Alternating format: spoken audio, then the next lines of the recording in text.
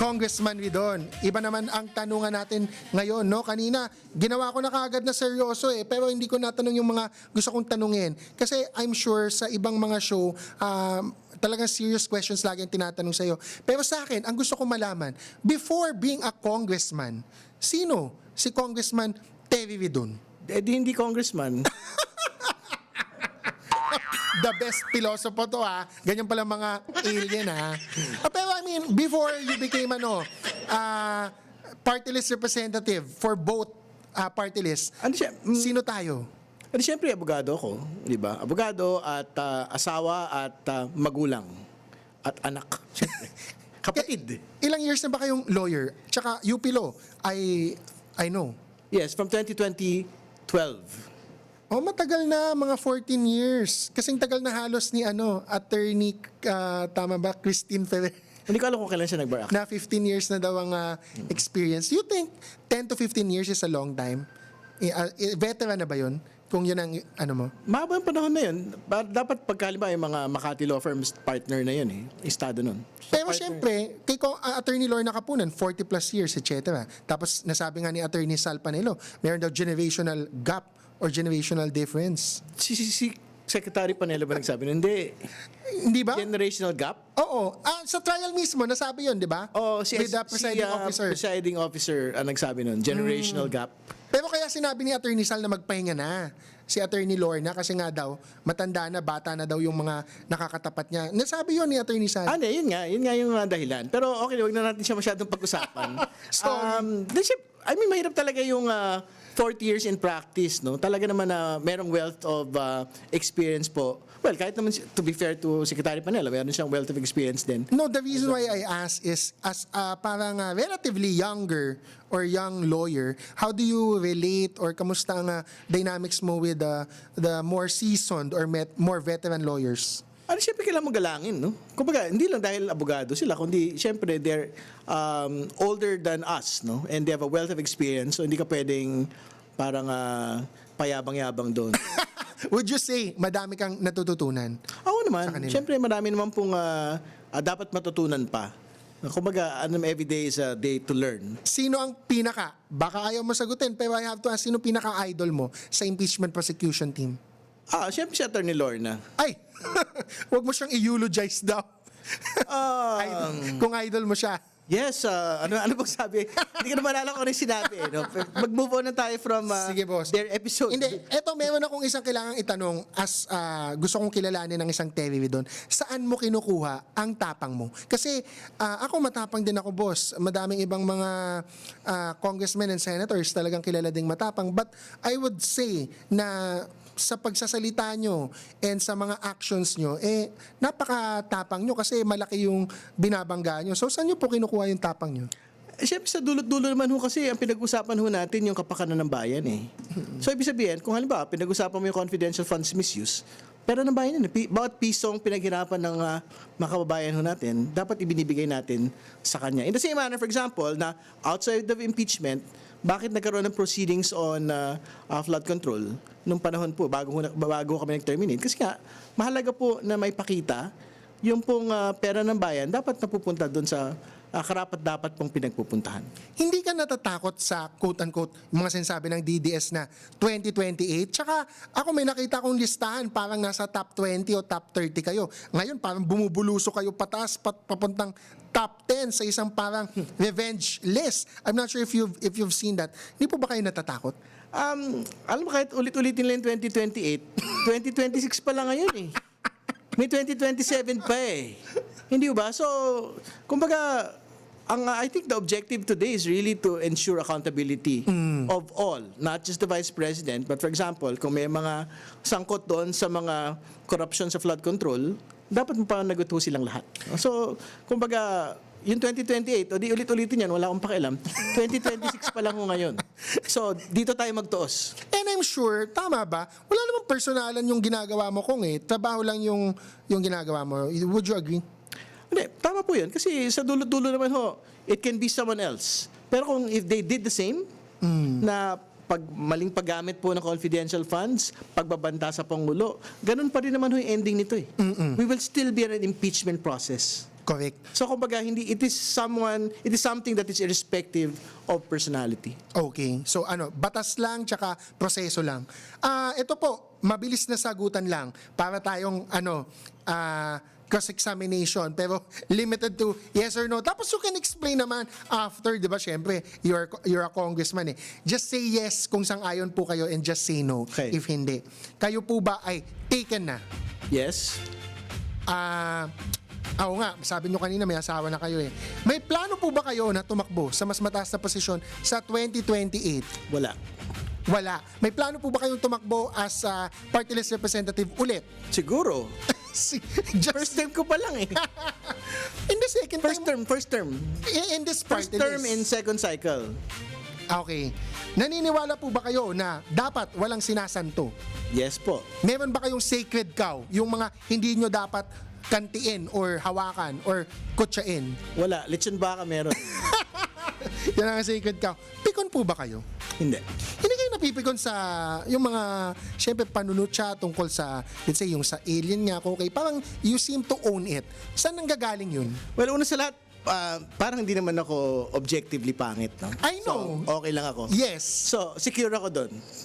No, but where do you get yung self-deprecation na game kayong pumatol sa mga kalokohan na binabato sa inyo tapos parang, sige, tatanggapin ko. And pagtatawanan mo pa, saan mo kinukuha yun? Hindi, yun na nga, katulad sabi ko, kung pisikalan lang, tingin ko naman, hindi ako objectively pangit, di ba? Pangalawa sa lahat, tingin ko naman, matalino naman ako. UP law naman ako. Ayun! Hindi ba? So, kahit ulit-ulitin mo yung mga hindi magagandang salita, wala akong pakialam. Secure kayo or kampante kayo sa sarili nyo. Yan, wala akong pakialam. And minamahal ka ng asawa mo. Do you get, of course, security from your family? Ako naman, proud naman sila dun sa gawain natin. Ilan po ba ang anak nyo? 3. 3. Lahat po ba sila minor pa or bata pa? Bata pa yung mga anak ko. Mga bata pa. Si Mrs. hindi masyado nakikilala or sikat. Hindi nyo masyado na papakilala sa Tingin ko meron naman siya sariling buhay. non-showbiz, Oo. private person. Meron siyang sariling buhay, so... Ako lang ang sorry ha. Baka magalit kayo. Siyempre ako interesado tuloy ako eh. Pero UP Law din ba?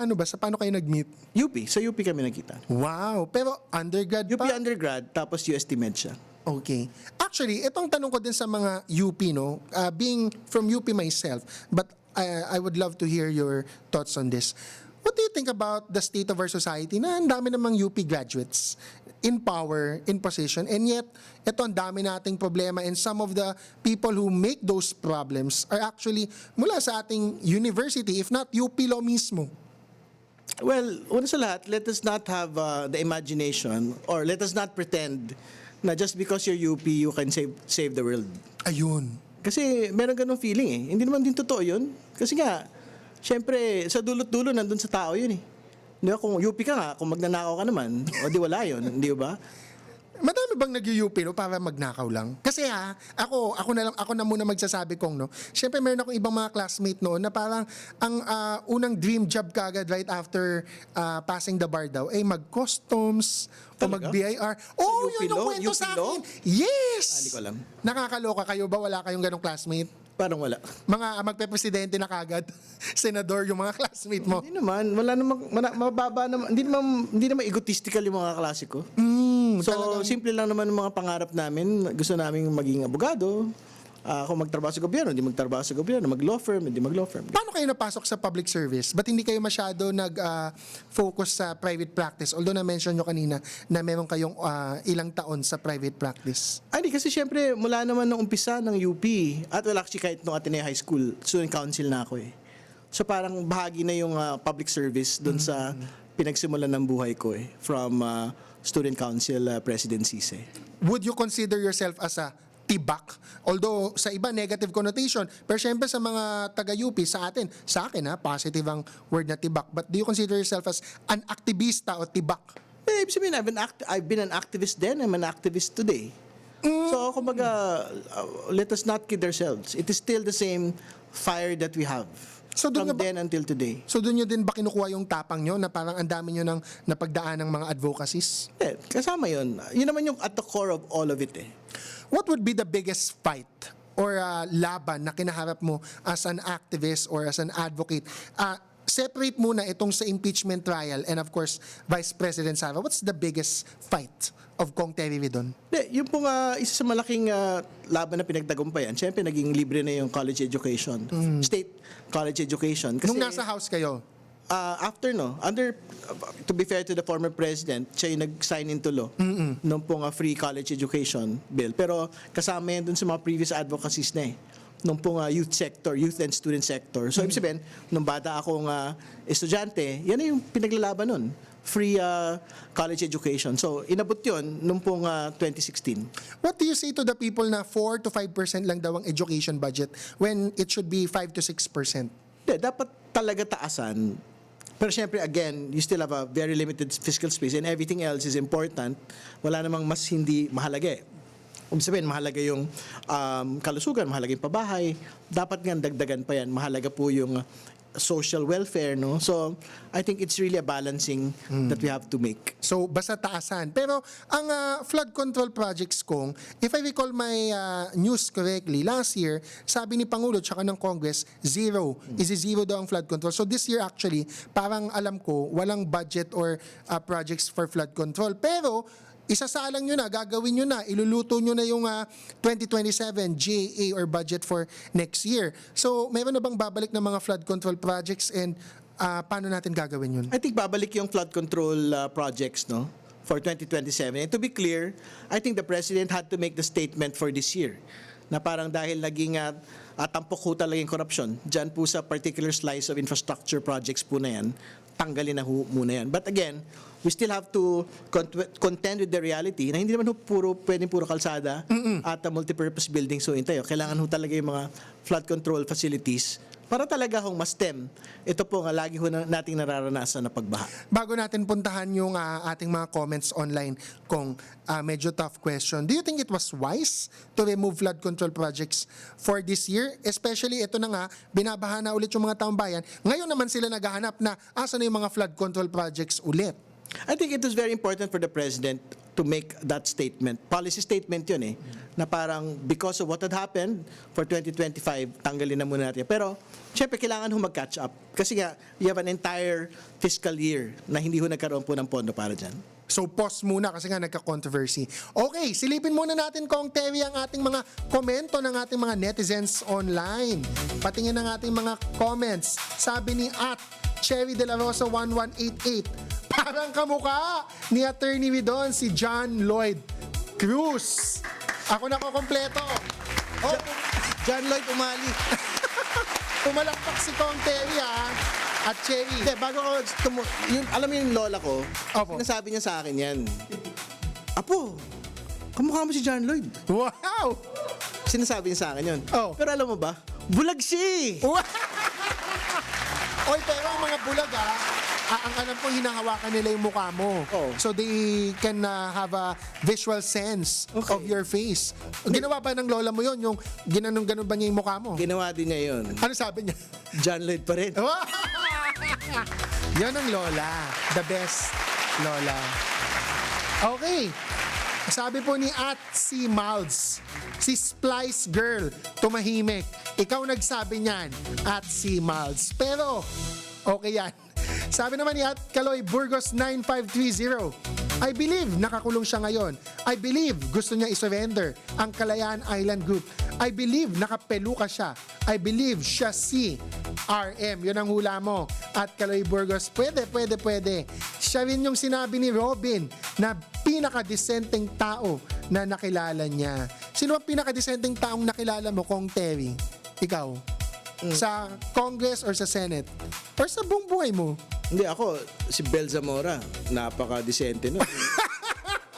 Balita ko, nagtampo ka daw nung nag-guest dito si Kong Bel Oo nga, hi Bel, magandang gabi. Hi, good Hello. evening, Kong Bel Kaya namin sinalang kagad si Kong Terry kasi talagang, inspired after. Hindi, wala na, inuna mo si Bel Wala nang habol to. Kong Bel, ikaw na ang sasagot. Ikaw na ang sagot sa amin Bahala ka na dito kay Kong Terry. May isa pa tayong comment.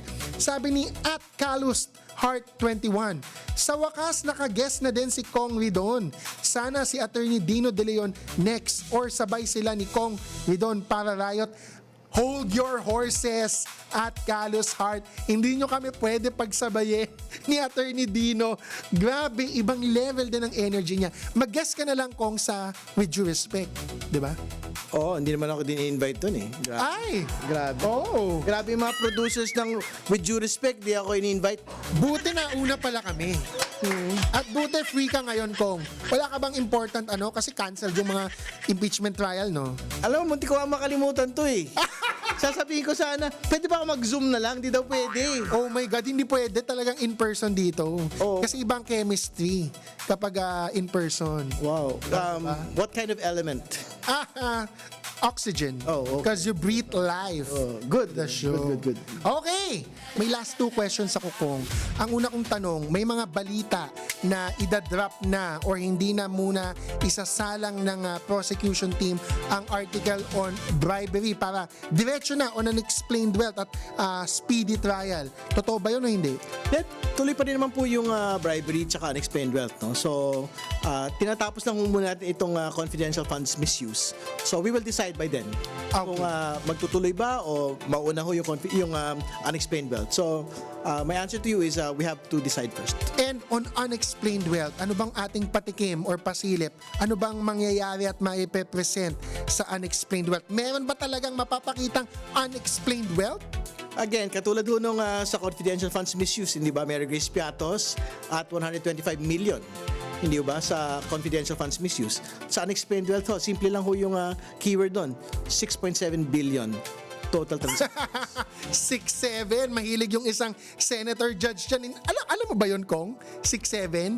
Bata pa yung mga anak mo. Oo naman. Ayun. Pero ayoko inuulit-ulit yung hand motions. Pero may senator judge kaya ko lang ginawa. Ano meron?